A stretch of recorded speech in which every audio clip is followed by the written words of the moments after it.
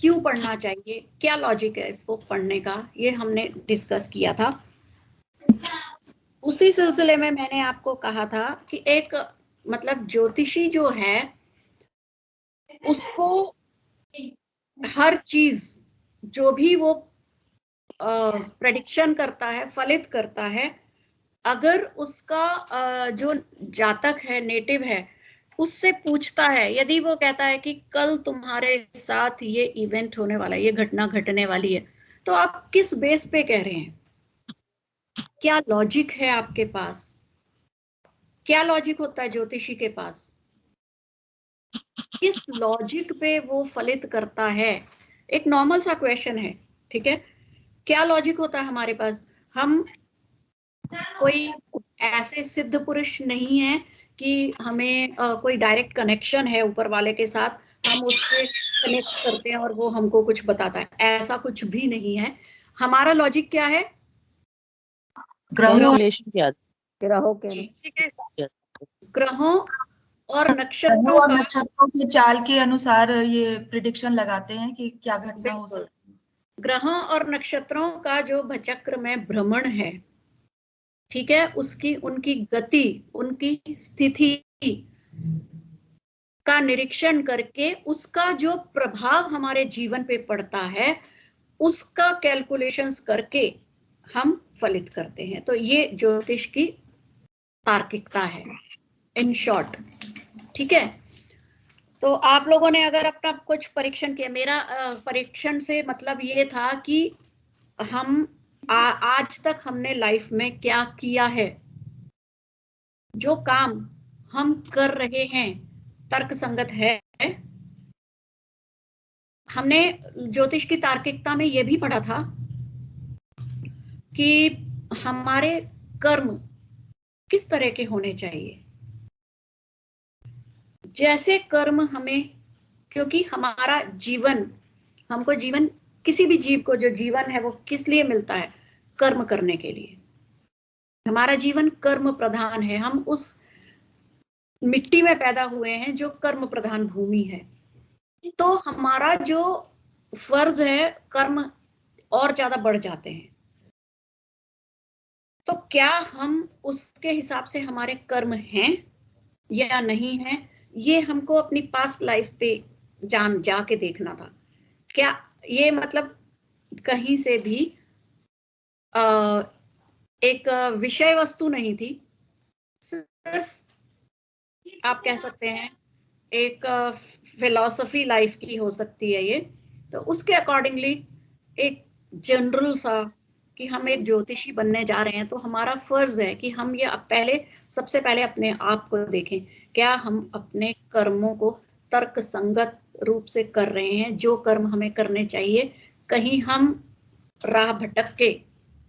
और हमारे कर्मों में सबसे ऊपर कर्म क्या आते हैं कि किसी हमारे कर्म से, वाणी से और हमारे एक्शन से किसी भी तरह किसी भी प्राणी मात्र को, मानव मात्र को नहीं, किसी भी प्राणी मात्र को कोई नुकसान तो नहीं पहुंच रहा। हमारी सोच से, हमारे बोलने से, हमारे कर्मों से, कार्य से क्या किसी भी प्राणी को किसी तरह का नुकसान तो नहीं पहुंचा रहे हम। तो वो वही कर्म श्रेष्ठ है कि हम दूसरों की भलाई करें, दूसरों का हमारे कर्मों से बिल्कुल भी बुरा ना हो। तो ये एक सेल्फ असेसमेंट थी कि आप एक पीछे जाके अपनी जिंदगी के जाके देखें कि क्या से कोई गलती से भी कुछ ऐसा काम तो नहीं हो रहा। चलिए हम डिस्कस नहीं करेंगे क्योंकि ये एक बहुत पर्सनल मैटर है जिसको हम, कोई भी नहीं चाहेगा कि हम उसको लीक आउट करें। सो मैंने आपको यही बोला था कि just evaluate yourself and try to see yourself whether your life is as per karma theory or not. So see again, आज हम अब अपना नेक्स्ट टॉपिक जो है वो शुरू करते हैं, और दैट इज अगर आपके पास बुक्स हैं तो इट इज अध्याय 4 एक ज्योतिषी की योग्यताएं। जैसा कि हम हमेशा क्लास को श्लोक से ही शुरू करते हैं।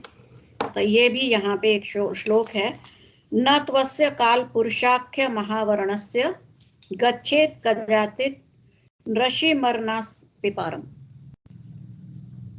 ज्योतिष शास्त्र में पारंगत होने के लिए ऋषि की अंतः प्रज्ञा एवं दर्शन अपेक्षित है। जो बात हम करके आए हैं वही फिर आगे है, इसीलिए मैं इतना इस टॉपिक को फिर से बैक पे ले जाके थोड़ा सा और एक्सप्लेन करी थी।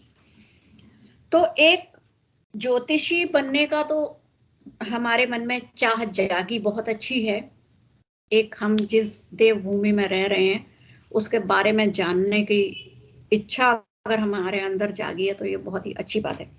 लेकिन हमारे अंदर कुछ योग्यताएं भी होनी चाहिए। अगर हमारे पास उनकी कमी है तो उनको हमें नरिश करना चाहिए, उनमें वो प्रोड्यूस करनी चाहिए।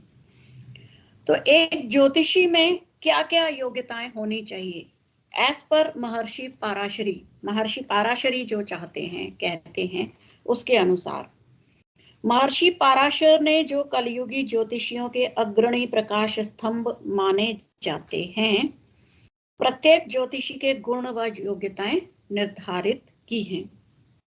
ये योग्यताएं वृहत पराशर होरा शास्त्र में अध्याय 27 श्लोक 39 व 40 में बताई गई हैं, जो इस प्रकार हैं।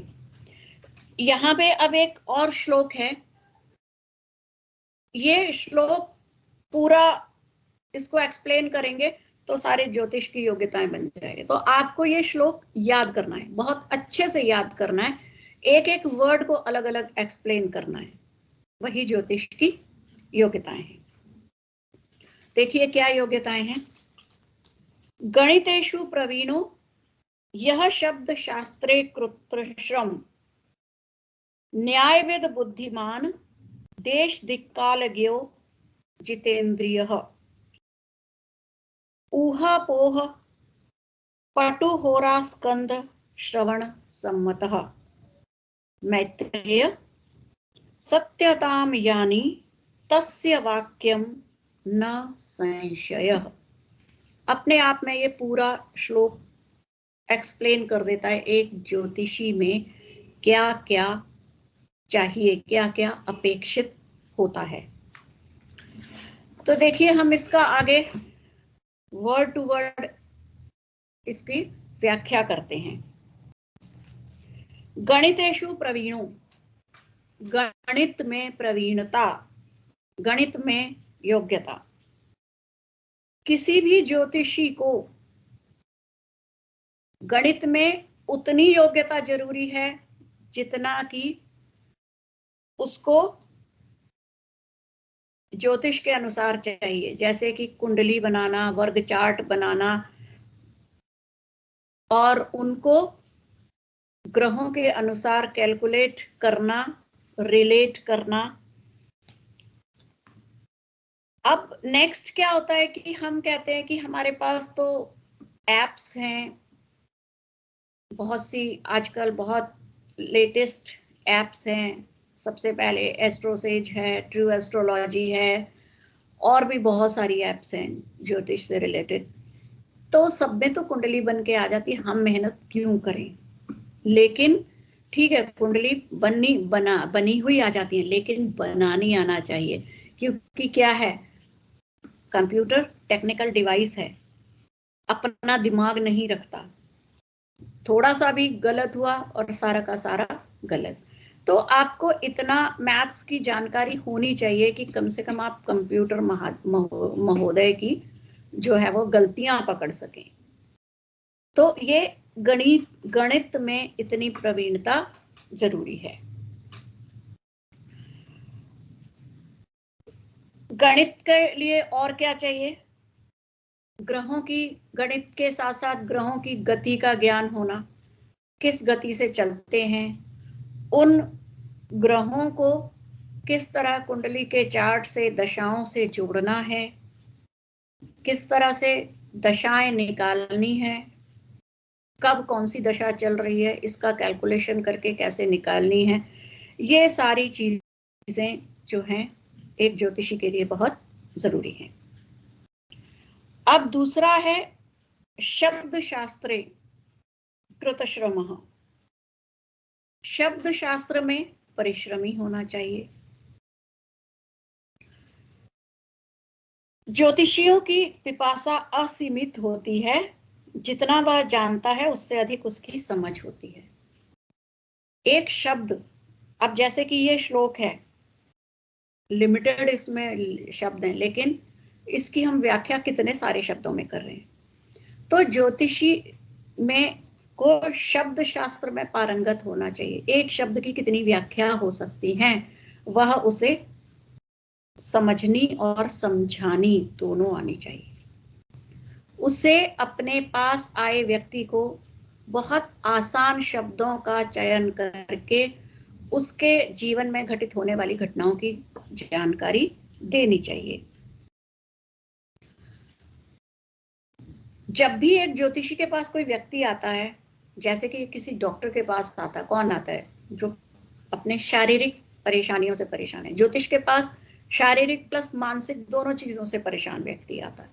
तो ज्योतिषी का फर्ज होता है, कर्तव्य होता है कि वो उसको ध्यान से सुने, समझे, फिर वो उसके ग्रहों के आकलन करे, उसकी कुंडली का आकलन करे, उसके बाद सांत्वना भरे शब्दों से उसको समझाए, उसको सलाह दे। तो ये क्या होता है, ये कैसे कोई कर सकता है? आप जब इस शब्दों में भी पारंगत होंगे। न्यायविद, नेक्स्ट वर्ड आता है न्यायविद। प्रत्येक ज्योतिष को न्यायविद होना जरूरी है, ताकि वह ग्रहों के परस्पर विरोधी लक्षणों का समुचित विश्लेषण कर सके और एक सही निर्णय पर पहुंच सके। श्लोक आपके सामने है। अगर आपके पास किताबें नहीं है तो इसको नोट करिए और इसको याद करना बहुत जरूरी है। तो हम नेक्स्ट वर्ड देख रहे थे न्यायविद।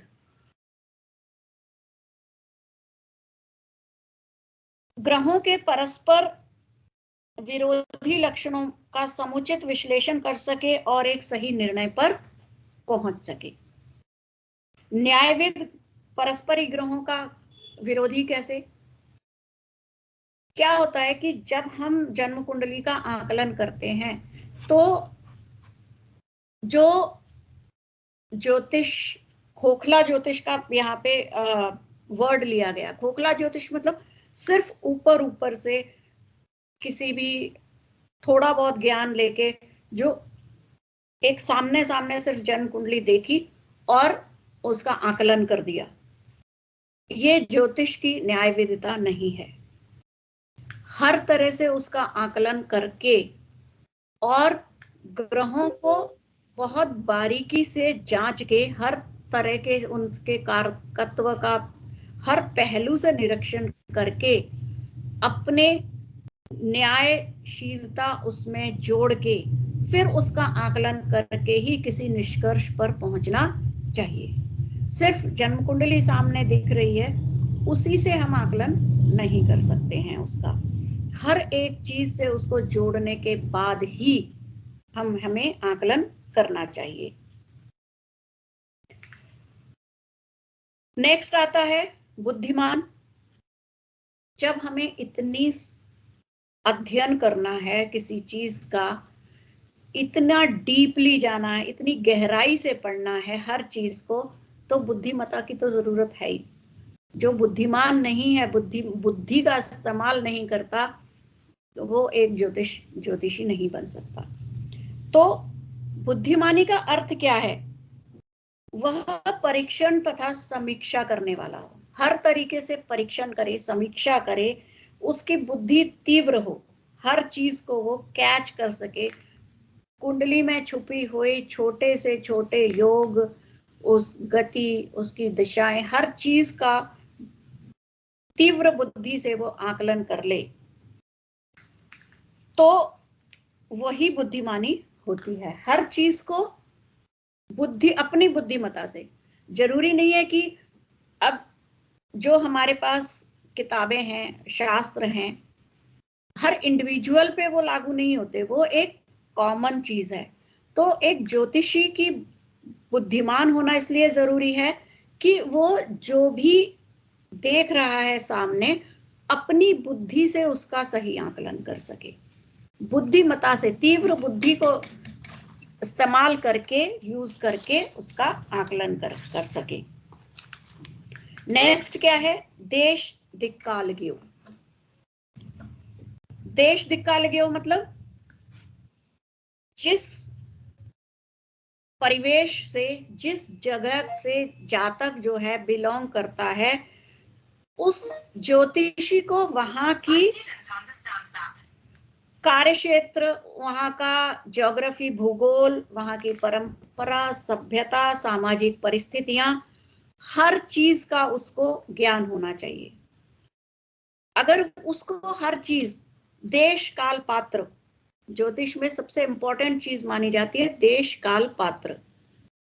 अगर हम किसी कुंडली देख रहे हैं और यदि वो एक 70 साल के पर्सन की कुंडली है, और अगर हम उसका आकलन करके बताएं कि आपका शादी का योग है तब है, नौकरी का योग तब है, इतने साल में ना, तो क्या उन बातों का कोई भी मीनिंग रह जाता है? उस पर्सन के लिए उस काल में ये चीजें वो तो सब देख चुका है, उसकी शादी भी हो चुकी है, जॉब भी करके छोड़ चुका है, तो अब उसको ये उसका कार्य क्षेत्र ही नहीं है। तो हमें उस कार्य क्षेत्र के, उसके काल के अकॉर्डिंगली ही उन चीजों को बताना चाहिए।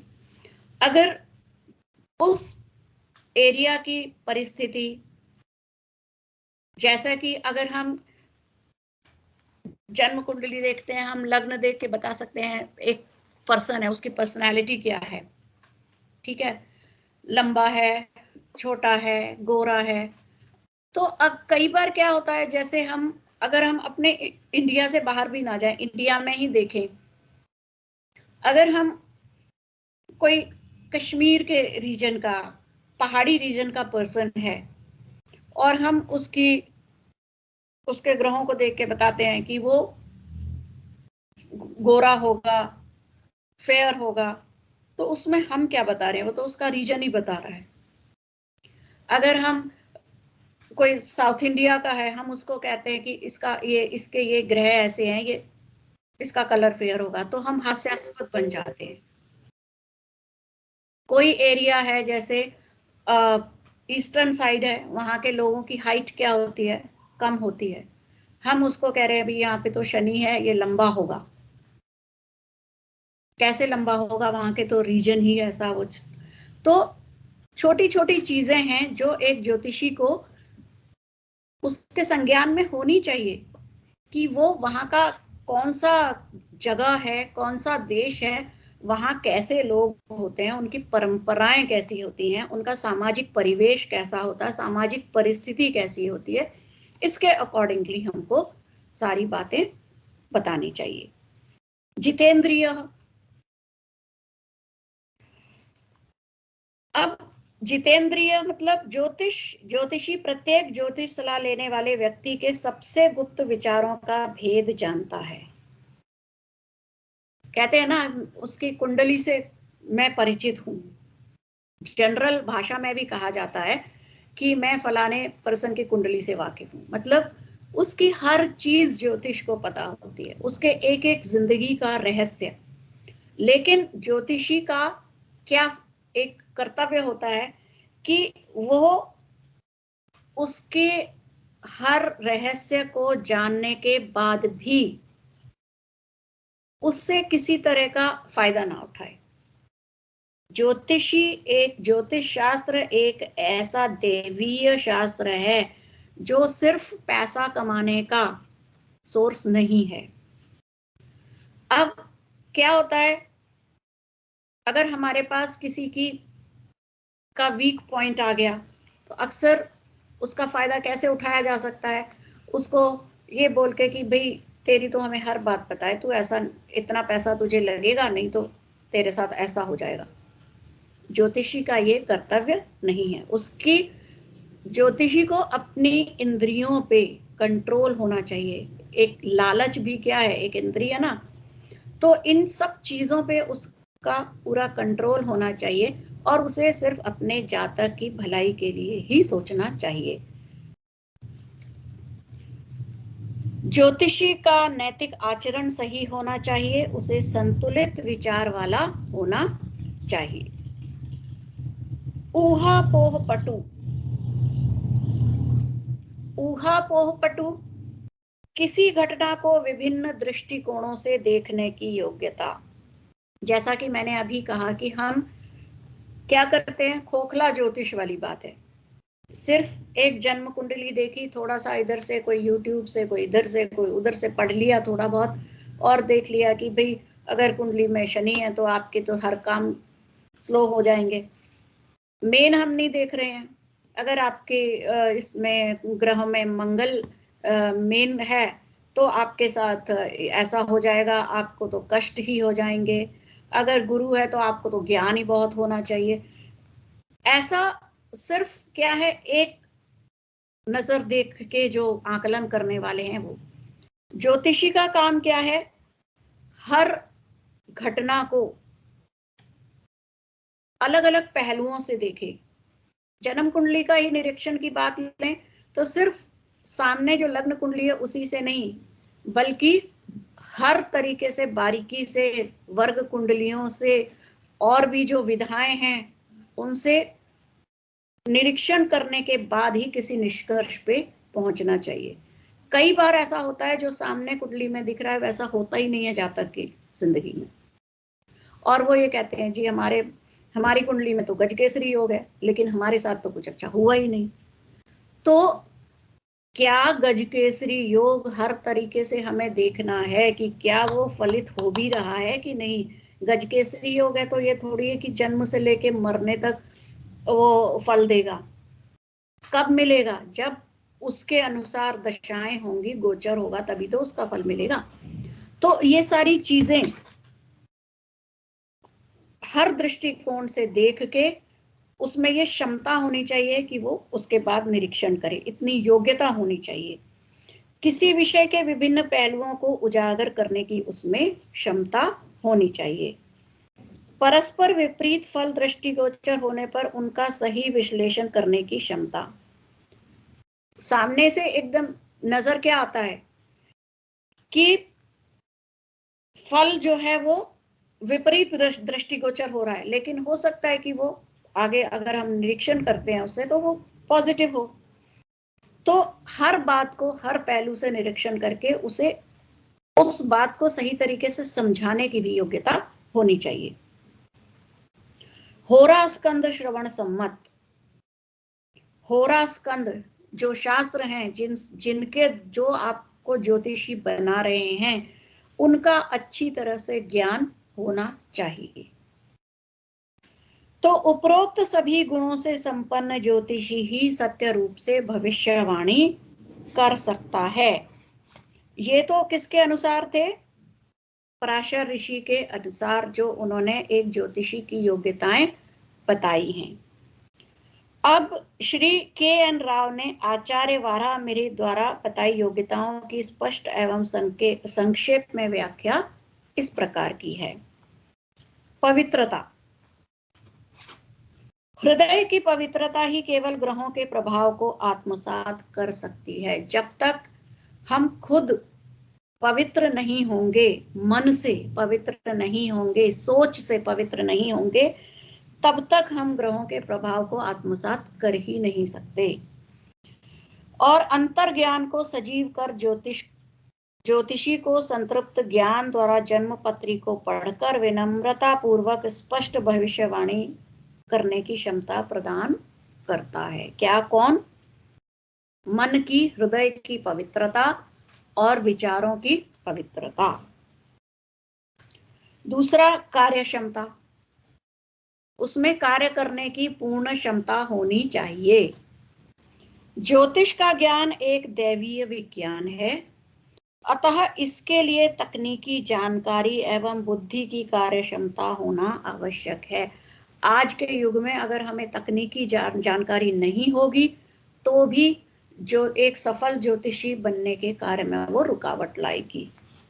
और बुद्धि की, जैसे कि हम बुद्धिमता, उसमें जरूरी है तकनीकी ज्ञान एवं अपनी बुद्धिमता को कनेक्ट करके ही हम ज्योतिष शास्त्र में आगे बढ़ सकते हैं। बोलने की शक्ति, जब तक वो बेशक ज्ञान अंदर भरा पड़ा है, लेकिन अगर उसमें एक्सप्रेस करने की क्षमता नहीं है, समझाने की क्षमता नहीं है, तो उसका ज्ञान काम का नहीं है। जब तक वो किसी जातक को सेटिस्फाई नहीं कर पाएगा अपने शब्दों से, जैसा कि हमने पहले श्लोक में पढ़ा था, शब्द शास्त्र में पारंगत होना यही होता है। उसको उसका बुद्ध भी प्रभावी होना चाहिए, बोलने की क्षमता उसमें होनी चाहिए। वो क्या कहना चाह रहा है, उसके ग्रह क्या बोल रहे हैं, ये जातक को अच्छे से समझाना उसे आना चाहिए।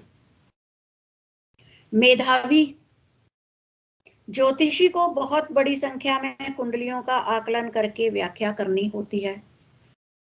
उसके पश्चात ही किसी ठोस नियम सूत्र को वो प्राप्त होता है। इस कार्य को अनमने ढंग तथा निरुत्साह से करने का कोई लाभ नहीं है।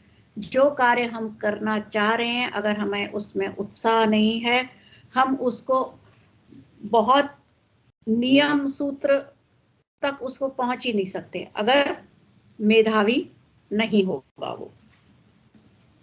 शांत अंतर्मन से, प्रत्येक ज्योतिषी एक योगी की तरह होता है जिसका चित्त शुद्ध हो चुका है।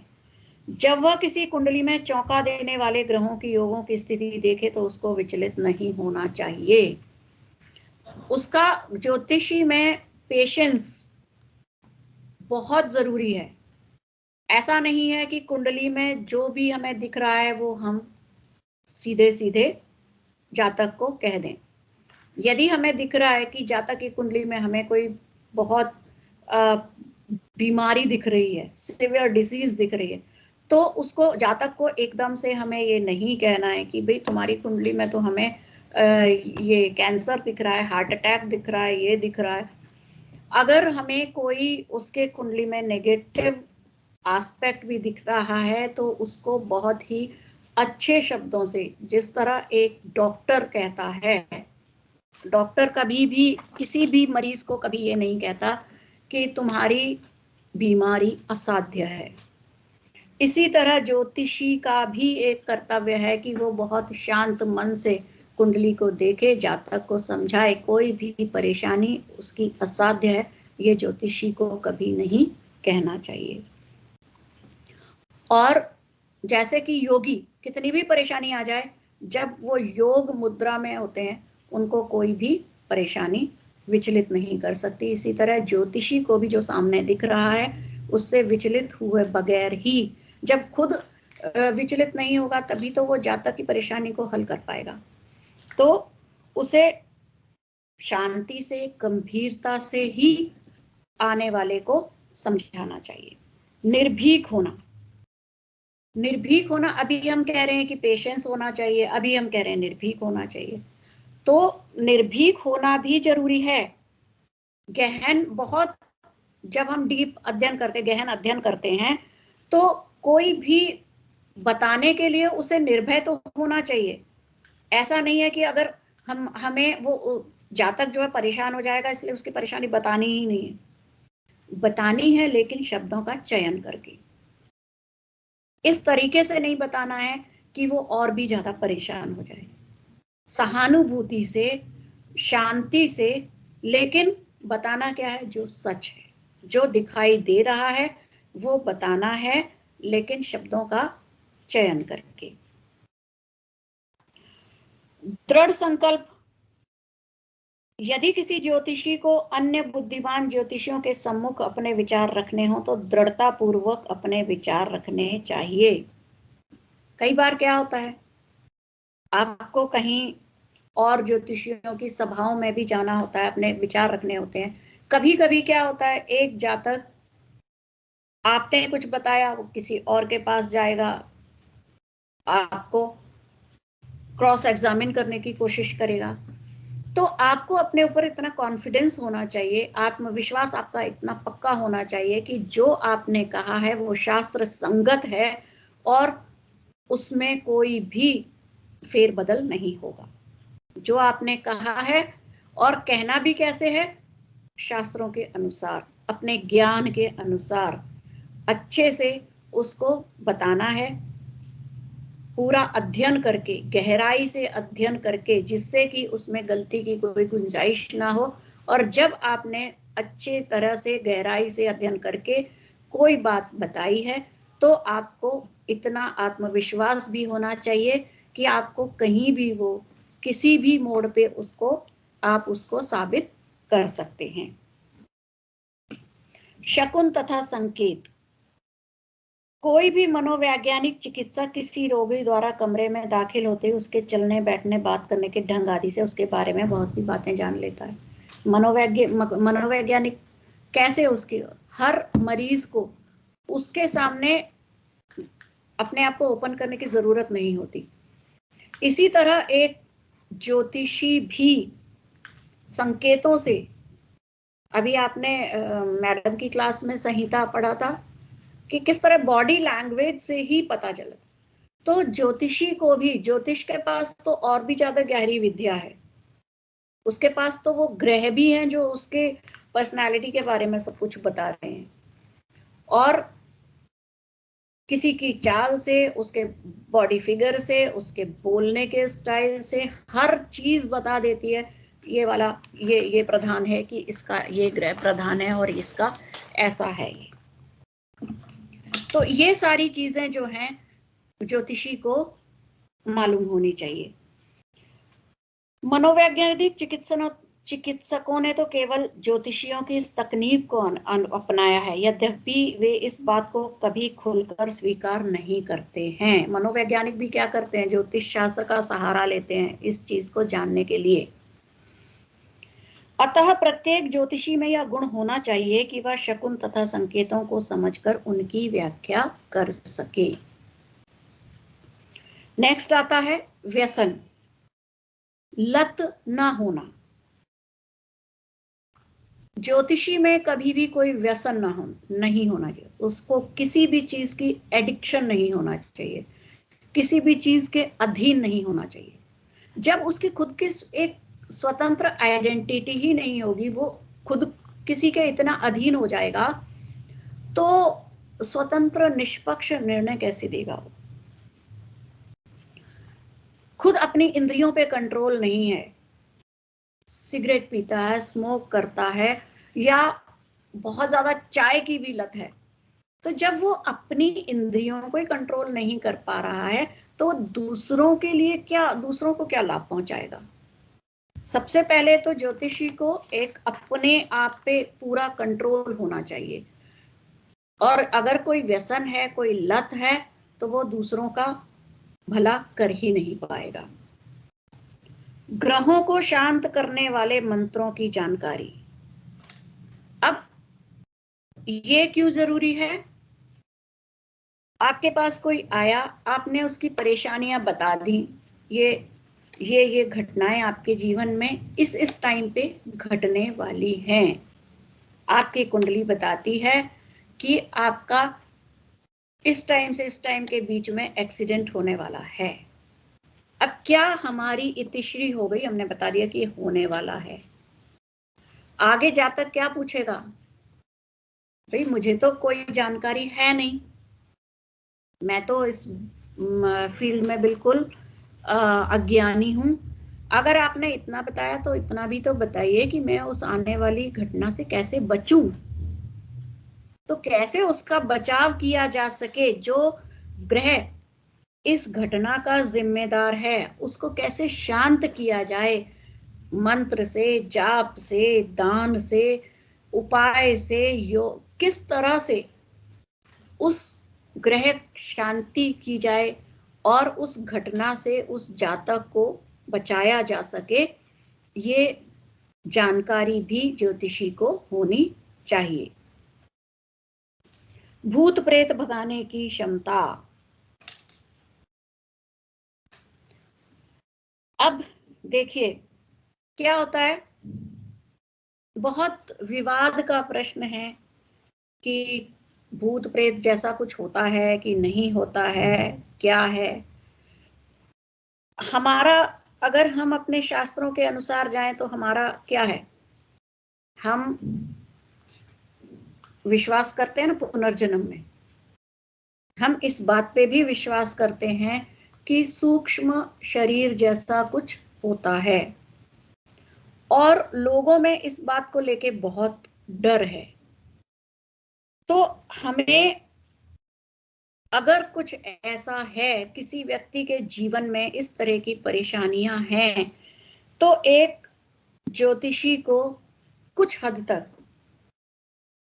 इन चीजों का, इसमें क्या है, सम्मोहन, तांत्रिक क्रियाएं आदि, अगर हम इन तांत्रिक क्रियाओं को करवाते नहीं है तो कम से कम इनका बचाव करने की जानकारी एक ज्योतिषी को जरूर होनी चाहिए, जिससे कि वो अपने जातक की हर तरह से हेल्प कर सके।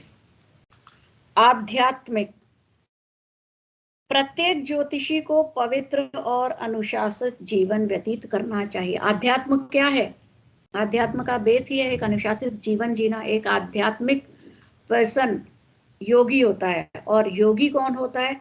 जो बिल्कुल एक डिसिप्लिन्ड लाइफ जीता है। तो एक ज्योतिष भी एक योगी ही होता है, और उसके लिए एक अनुशासित जीवन जीना बहुत जरूरी है। बुद्धिमत्ता पूर्वक प्रश्न पूछने की क्षमता, एक ज्योतिषी में ये बुद्धिमत्ता होनी चाहिए कि वो जातक से इस तरह के प्रश्न पूछे जो उसके कुंडली की कुंडली को व्याख्या करने में उसे हेल्प कर सके। उपयोगी चेतावनी, प्रत्येक ज्योतिषी को चाहिए कि वह सलाह लेने के लिए आए व्यक्ति को पहले चेतावनी दे कि उसे किस समय क्या क्या सावधानियां करनी चाहिए, किस तरह का जीवन उसे जीना चाहिए, किस तरह, कौन सी चीजें हैं जो उसे नहीं करनी चाहिए। ज्योतिषीय सूत्रों का गहरा ज्ञान, प्रत्येक ज्योतिषी को इसके सिद्धांतों की पूरी जानकारी होनी चाहिए। ज्योतिषीय सिद्धांत, ज्योतिषी सूत्र, ज्योतिषीय नियम, इन सब की जानकारी एक ज्योतिषी को होनी चाहिए। तो ये थी वराहमिहिर ऋषि द्वारा बताई गई योग्यताएं जो कि एक ज्योतिष में होनी चाहिए। तो जिससे अब इन चीजों से क्या स्पष्ट होता है कि प्रत्येक ज्योतिषी को चंचल, वैज्ञानिक, बुद्धिमान, आध्यात्मिक, मनोवैज्ञानिक तथा सबसे आवश्यक एक मार्गदर्शक होना चाहिए। तो इन सारी चीजों को देखते हुए हमें क्या करना चाहिए? हमें अपने जीवन में जो पुरानी परंपराएं हैं उनको फिर से, आप देखिए, अगर आप अपनी परंपराओं की गहराई से आप अध्ययन करेंगे तो पाएंगे कि जो भी परंपराएं हैं बेशक वक्त के साथ थोड़ी पुरानी पड़ गई हैं, लेकिन लॉजिकली आज भी फिट बैठती हैं। कितने सालों पहले वो परंपराएं बनाई गई थी, लेकिन कहीं ना कहीं आज भी उनका लॉजिक है। अगर हम लॉजिकली देखें, एक आज के समय में जो परंपराएं फिट बैठती हैं हमें उनका पालन करनी चाहिए, और जो आज के समय में जिनका कोई भी मूल्य नहीं है, वो अपना मूल्य खो चुकी हैं, कुछ उस परिवेश के लिए बनी थी, आज के परिवेश में वो सहायक नहीं है, उनको छोड़ देना चाहिए। एक छोटी सी मुझे एक वो याद आ रही है। एक संत थे, तो वो, उनका नियम था कि शाम के समय 1 घंटा वो संध्या आराधना करते थे, एक पेड़ के नीचे बैठ के करते थे। तो एक बार क्या हुआ, कहीं से एक बिल्ली का बच्चा आ गया, संत के पास उछलने कूदने लगा।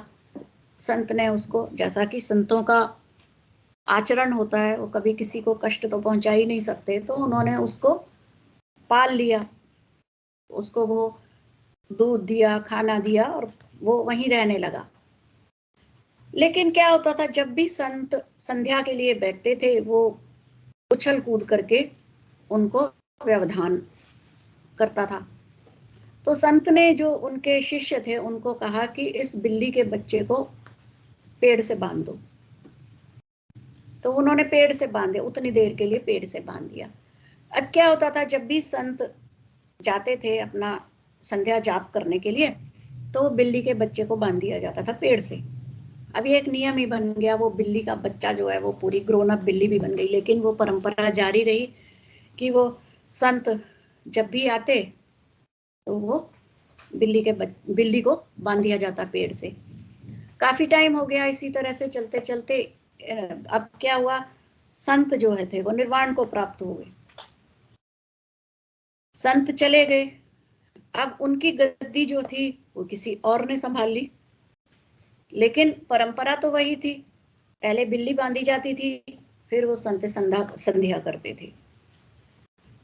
क्या हुआ, एक दिन बिल्ली की भी मृत्यु हो गई, लेकिन अब ये क्या था, एक परंपरा बन चुकी थी।